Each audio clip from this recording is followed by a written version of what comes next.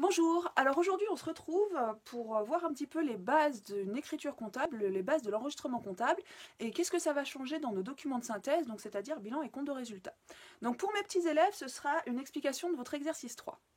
Alors, pour cet exemple, on va partir de deux mouvements. Tout d'abord la vente d'une marchandise à crédit pour 1300 € et puis après un achat de marchandise au comptant pour 800 €. Donc dans ce premier tableau, on va vraiment voir les variations qu'on a à l'actif et les variations qu'on a au passif. Alors, dit autrement, ça c'est le débit, ça c'est le crédit. Et dit encore autrement pour faire un lien avec le premier chapitre, ça c'est notre origine et ça c'est notre destination. D'où ça vient et où ça va. Alors pour le premier, si je regarde ma vente de marchandises à crédit pour 1300 €, donc je vais vendre des marchandises mais je ne vais pas récupérer l'argent tout de suite, mon client me paiera plus tard. C'est quoi l'origine? C'est moi qui vends des marchandises. Donc ma variation au passif, c'est ma vente de marchandises. Vente de marchandises, on est dans les débuts de la comptabilité, il nous faut le numéro de compte. On sera en classe 7, produit, et c'est 707, vente de marchandises. Donc ma variation au passif, mon origine, je vends des marchandises. Ma destination, c'est pour qui? C'est pour le client. Le client, il ne va pas me payer tout de suite, donc on ne va pas utiliser un compte de classe 5, de classe de trésorerie tout de suite, on va utiliser un compte de tiers, et notamment notre compte créance client. Compte créance client 411. Donc, je vends des marchandises, c'est mon origine, c'est mon passif. À qui je les vends? À un client, c'est mon actif. Cette créance client, elle va disparaître quand mon client me paiera. Et dans ce cas-là, j'aurai une autre variation, mais avec la banque. Pourquoi? Parce que nous, on aura une rentrée d'argent. Mon deuxième exemple, j'achète cette fois des marchandises à comptant. Je les achète tout de suite. Donc, mon argent, il va sortir tout de suite de ma poche. Donc, autant j'ai ma vente de marchandises qui est au passif. Si j'achète, forcément, c'est l'inverse. Les marchandises, elles rentrent chez moi. Je suis en achat ici. Achat de marchandises. L'achat de marchandises, c'est ma destination. L'origine, c'est quoi? C'est mon argent. Qu'est-ce que je fais de mon argent? J'achète des marchandises. Donc j'achète des marchandises. On est en numéro de compte en classe 6 parce qu'on est en charge et je suis en 607. Et je retrouve mon 0,7 de marchandises que j'avais ici dans mes ventes. Donc cette fois, je vends au comptant, c'est-à-dire que la notion d'argent, elle est là tout de suite. Donc on va utiliser ma banque. Et le compte banque, c'est 512, compte de trésorerie. Donc là, je vois que j'ai vendu des marchandises et j'en ai acheté. On a utilisé 4 numéros de compte. Pour chaque écriture comptable, j'ai minimum deux lignes. Alors là, on est bien d'accord, c'est vraiment les prémices. Donc pour le côté simple, on ne prend pas du tout en compte la TVA, alors qu'en vrai, dans les exercices plus tard, bien évidemment que la TVA sera prise en compte. Donc, une fois qu'on a réussi à déterminer les variations à l'actif et au passif, ce qu'on va faire les contentés.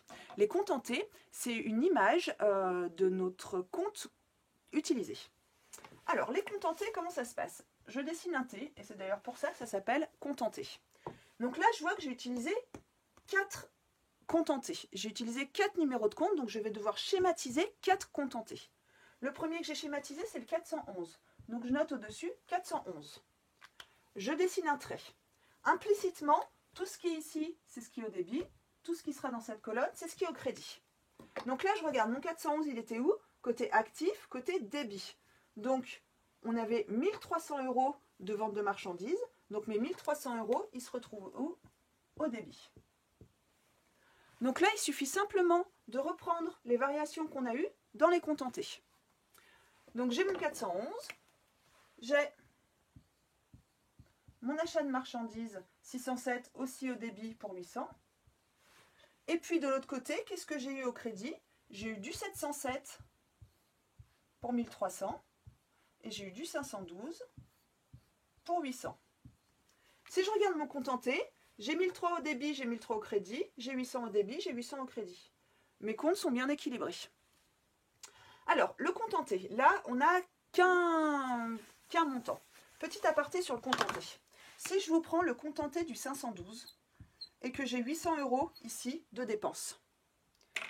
Je paye encore un fournisseur, je paye encore 300 €. Et puis j'ai des clients qui me payent. J'ai par exemple celui-ci qui me paye à 1300 €. D'accord? Là j'ai des montants à gauche et des montants à droite. Donc comment je peux savoir le solde de mon contenté? On va juste faire des additions au débit, les additions au crédit, et puis on fera une soustraction des deux. Je m'explique. Au débit, j'ai quoi? J'ai que 1300, mon total fait 1300. Au crédit, j'ai quoi? 800 plus 300, j'ai 1100 euros. Ce qui fait que j'ai rentré 1300 euros d'argent, j'ai sorti 1100 euros. Donc là, maintenant, on va pouvoir faire le solde. Le solde, eh ben, j'ai deux choix.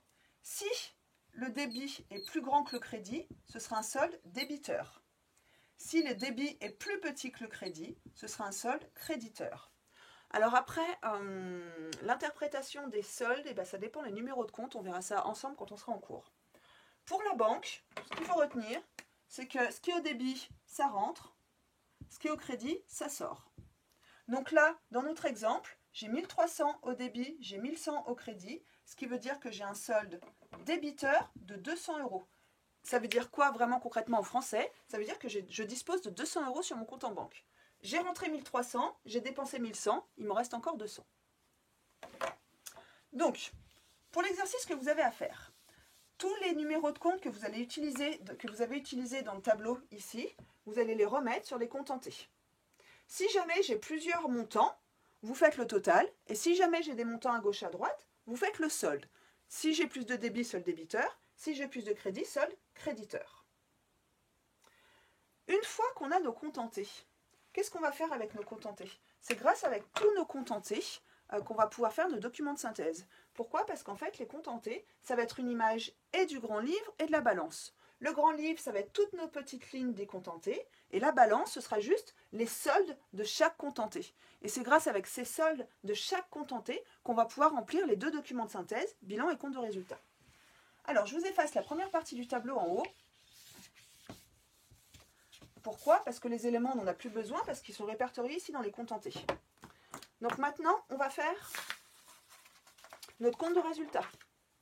Donc, on avait le tableau en deux, les contentés. Maintenant, on va monter le compte de résultat. Aux trois petits points, j'ai pas de date. J'ai pas de date dans l'énoncé, alors qu'un compte de résultat et un bilan, c'est forcément une date déterminée. Donc, je note aux trois petits points. Compte de résultat. Qu'est-ce que j'ai dans un compte de résultat? Des charges et des produits. Pour rappel, charge classe 6, produit classe 7. Tout d'abord, dans les charges, j'ai la première catégorie qui s'appelle charge d'exploitation. Charge d'exploitation, pour rappel, c'est tous les comptes de 60 à 65. Si moi je regarde, j'ai du 6, soit 607, il va bien dans l'exploitation parce qu'il est bien entre 60 et 65. Donc, j'avais combien? J'avais 800. Côté débit, là dans mon compte de résultat, je suis bien côté gauche, côté débit, j'ai 800 euros. J'ai utilisé ce compte-là. Est-ce que j'en ai une autre dans la classe 6? Non.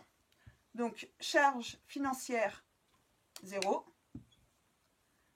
Charge exceptionnelle, 0.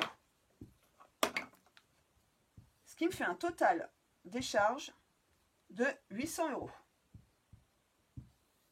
OK? Je fais pareil de l'autre côté.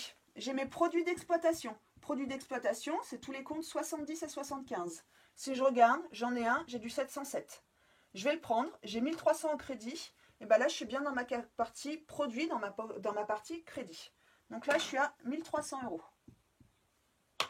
J'ai pris celui-ci. Est-ce que j'ai des charges financières? Là, en l'occurrence, j'en ai pas. Est-ce que j'ai des charges exceptionnelles? Des produits. Exceptionnels, non, j'en ai pas. Ce qui fait que ma somme des produits exploitation financière exceptionnelle, je suis à combien? Je suis à 1300 euros. Donc là, on a rentré nos contentés du compte de résultat, le 6 et le 7. J'ai fait mon total de charges, j'ai fait mon total de produits. Savoir si j'ai fait un bénéfice ou une perte, ça va être quoi? Ça va être justement la différence entre les deux. Donc là, je rentre 1300 euros, je sors 800. Ça veut dire quoi? Ben, j'ai bien fait un bénéfice. J'ai eu plus de rentrées que de sorties. Mon bénéfice, on l'écrit toujours côté charge. Comment je le calcule? 1300 moins 800. J'arrive à 500 euros de bénéfice. J'ai 500 euros de bénéfice, ça veut dire quoi? Ben, j'ai pas de perte. Quel est mon total général de mon compte de résultat? 800 plus 500, 1003. 1003 plus 0, 1003. Les deux montants sont égaux. Mon document est équilibré. Donc, une fois qu'on a tous les contentés, on va monter le compte de résultat et le bilan. Le compte de résultat pour tous les comptes 6 et 7. Tous les 6 de ce côté, tous les 7 de ce côté. En même temps, vérifie bien la cohérence et le lien. Tous les comptes 6, ce doit être au débit, qui vont de ce côté-là. Tous les comptes 7 qui sont au crédit doivent bien se retrouver de ce côté-là. Alors, avec mes contentés, j'ai monté mon compte de résultat pour les 6 et 7, mais maintenant, il faut que je monte aussi mon bilan. Alors, j'ai plus de place sur mon tableau, on va faire comme on peut. Mon bilan, comme le compte de résultat, un bilan, ça a une date déterminée. Donc, on sera à une certaine date. Le bilan, c'est pas chargé produit, le bilan, c'est actif et passif. Il faut connaître les catégories de votre bilan. C'est-à-dire, de ce côté-là, l'actif, j'ai 2 catégories. J'ai l'actif immobilisé, ça va être toutes les classes 2, et j'ai l'actif circulant. Dans l'actif circulant, on a les stocks, les créances clients et les disponibilités. Alors, si je regarde dans mon compte en banque, dans mes contentés, qu'est-ce que j'ai? J'ai du 512, j'ai du 411, c'est-à-dire que j'ai du classe 5 de la banque et j'ai des créances clients. Donc, dans mon actif circulant, je vais avoir 2 choses, mes clients et mes disponibilités. Clients, j'ai combien? 1300 €. 1300, il est bien au débit, je le note bien ici, 1300, partie gauche du tableau, pas de problème. Là où ça se complique, c'est pour nos 512. Le 512, il est de ce côté, il est coté au bilan, il est à l'actif. Sauf que moi, le montant que j'ai, il est au passif. Donc, on va avoir un souci. Je pourrais le mettre ici. Il y a certains comptables qui aiment le mettre ici. Nous, pour le moment, on va vraiment le garder côté circulant pour bien comprendre. Mais du coup, si je le laisse côté circulant, pour qu'il soit équilibré, si je le change de sens, il faut que je le change de signe. C'est-à-dire que ma banque, en vrai, je suis en 800 € de solde créditeur, ça veut dire quoi? Ça veut dire que j'ai moins 800 € sur mon compte en banque. Je suis en découvert de 800 €. Donc, dans mon bilan, en disponibilité, je suis à combien? Je suis à moins 800. Je n'ai pas 800 €, je suis à moins 800. La banque, en fait, m'a prêté 800 €. C'est pour ça que certains préfèrent mettre, quand la banque est en négatif, côté passif, dans les dettes. Pourquoi? En fait, c'est bien une dette que j'ai envers ma banque. Ma banque m'a prêté 800 € le temps que moi, je renfloue, que je remette des sous sur mon compte. Alors, pour la banque, un peu particulier, soit je le mets ici en négatif, soit vous avez le droit de le mettre de ce côté-là. On verra ça après ensemble. Mais comme je vous ai dit, il y a la théorie, il y a les pratiques, tout va dépendre du logiciel, tout va dépendre d'ailleurs de l'expert comptable, comment il a envie de faire. Donc, là j'ai rentré mon 411, j'ai rentré mon 512. Merveilleux. Je fais mon total de l'actif, 1300 moins 800, et là l'actif circulant, j'ai rien. C'est-à-dire que je suis à 500 € de total de bilan. Alors là, vous me dites, il y a un problème. Normalement, je suis censée être équilibrée, j'ai passé tout mon contenté, j'ai rien ici. Pourquoi est-ce que j'ai rien au passif? Je vous ai dit, dans les 2 documents de synthèse, il y a un seul chiffre qui est en commun avec les deux. C'est quoi? C'est mon résultat. Mon résultat qui est dans mes capitaux propres, qui est écrit ici. S'il est positif, je le mets là. S'il est négatif, je le mets là, mais avec un moins. Donc, où c'est que je le trouve, ce résultat? Dans mon compte de résultat. Et nous, on avait déterminé quoi? Un bénéfice de 500 €. Donc, ces plus 500 qui sont là, je vais les remettre où? Ici.